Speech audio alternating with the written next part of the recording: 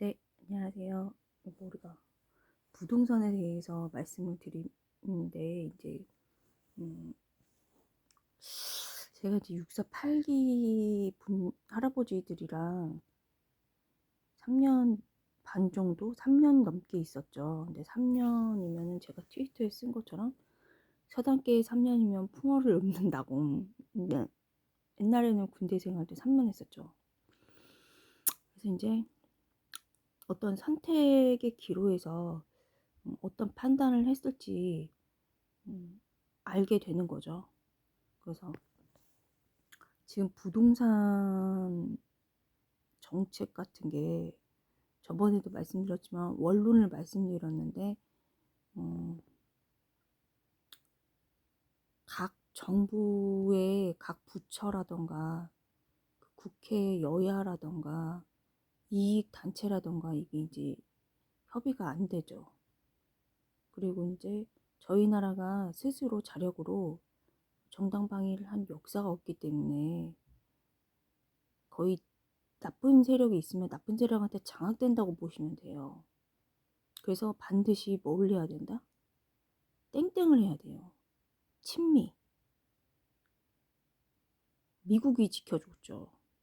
우리나라는 이제 거기에 동참했고, 그래서 반드시 친미를 하셔야 정의를 세울 수가 있어요. 반드시 친미하셔고, 그 다음에 오늘은 그래서 이제 부동산에 대해서 말씀을 드리는데, 저번에 원론적인 거, 도시를 발전을 시켜서 여러 거대 도시죠. 100만, 뭐, 1000만까지는, 뭐, 1000만, 그러니까 서울 도시처럼 그렇게 사실은 그런 거대 도시가 있어야 되는데, 저희 나라는 이제 서울 하나죠.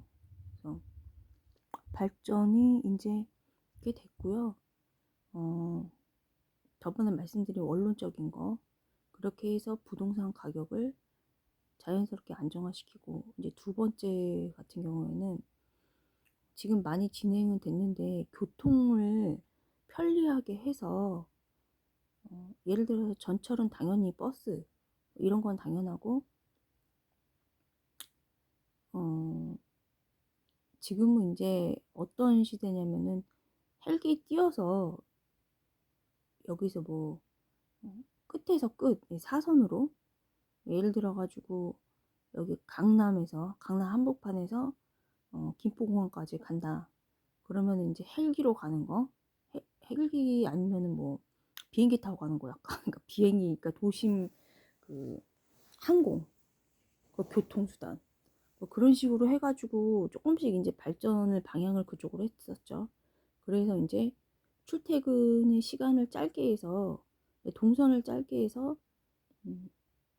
이제 경기도권에 살아도 불편이 없게 근데 이제 대중화가 안 되니까 굉장히 교통비가 비싸겠죠. 그거 같은 경우에. 그래서 실제로는 너무나 먼 일이죠. 그다음에 이제 도심을 발전시킨다고 하면은 이제 원론으로 다시 돌아와서 도심을 발전시킨다고 하면은 음, 저는 할아버지들이 한 선택에 대해서 말씀을 드리는 거예요. 조사를 하고서 어느 방향으로 선택을 했을지. 물론 미국 공화당 하던 방식이에요. 그래서 이제 그 기업을 유치를 시키는데 음,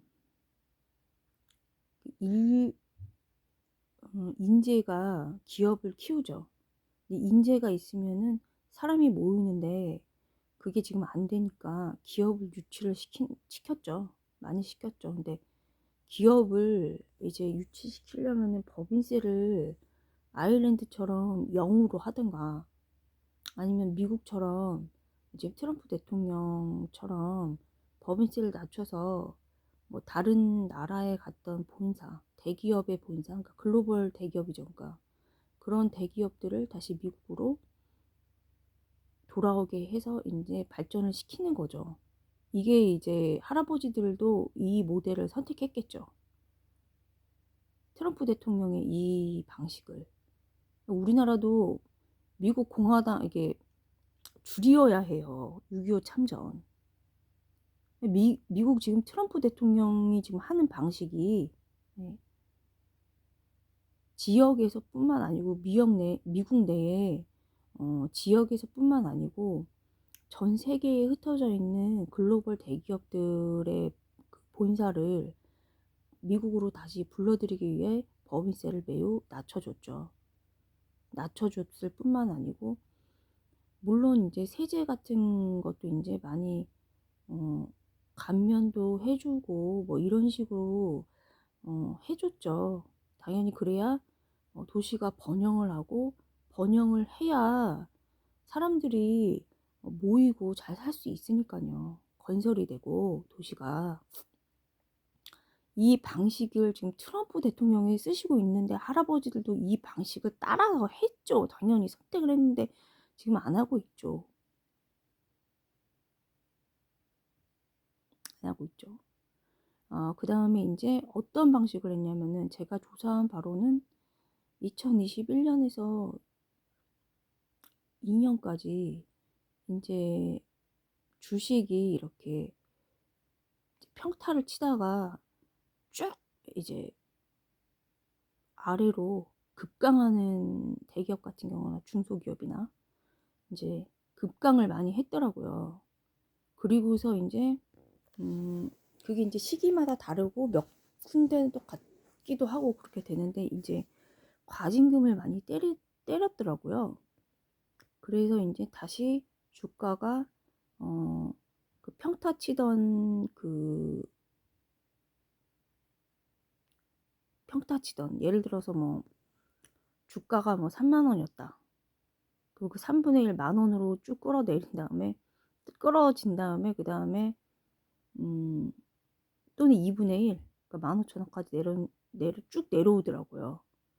내려온 다음에 그 내려온 거에서 다시 3만 원에서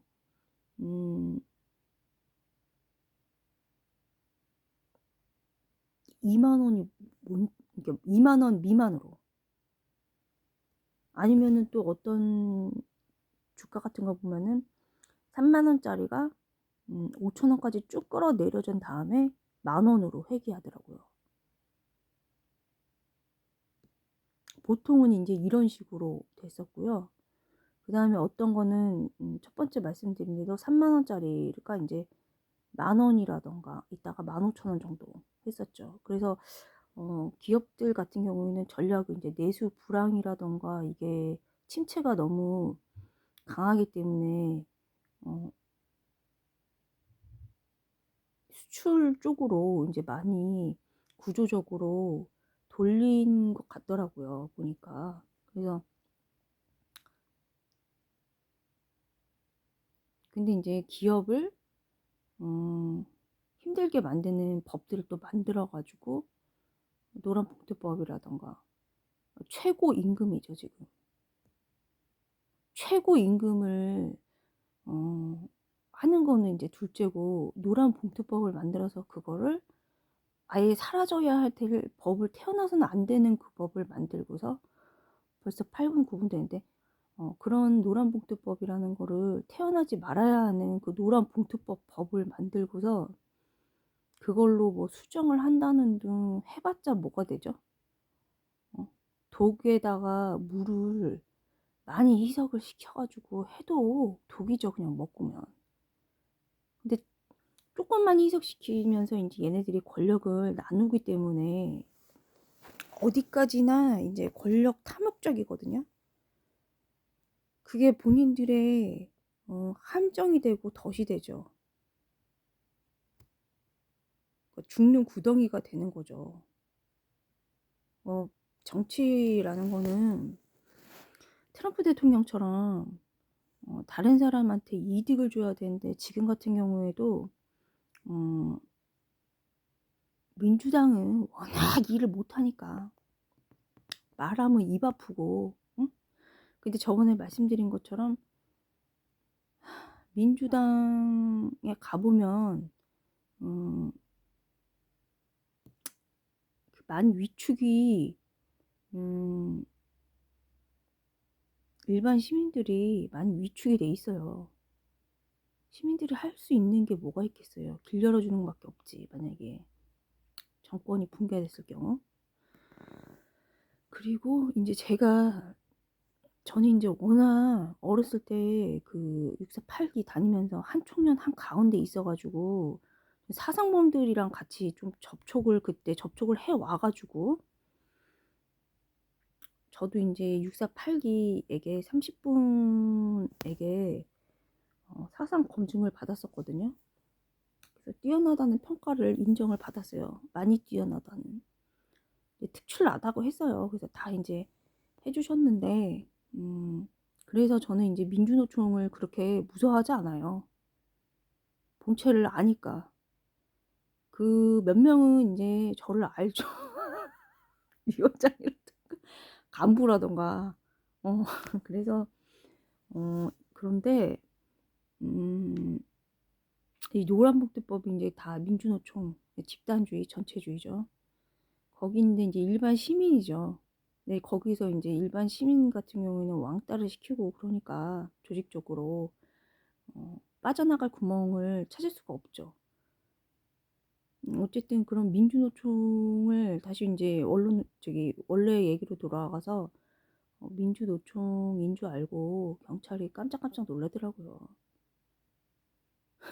그래서 민주당에 갔죠, 이제. 근데 그러고 그게 이제 권력이 이제 완전히 이제, 사실은 서로 정치를 하려면 서로 윈윈 해야 되는데, 그리고 이제 권력자들은 자기가 권력을 오래 유지하기를 바라잖아요.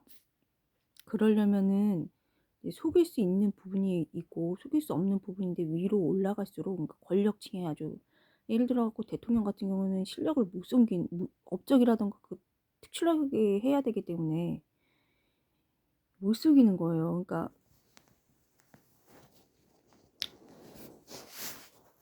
잘 하셔야죠. 그래서 그리고 국힘당에 갔을 때는 아까 며칠 전에 또 말씀드린 대로 12분이 넘어가서 이제 끄는데 다리 꼬고 앉아 있더라고요. 권력이란 게 이제 그렇게 됐는데, 끊을게요 일단.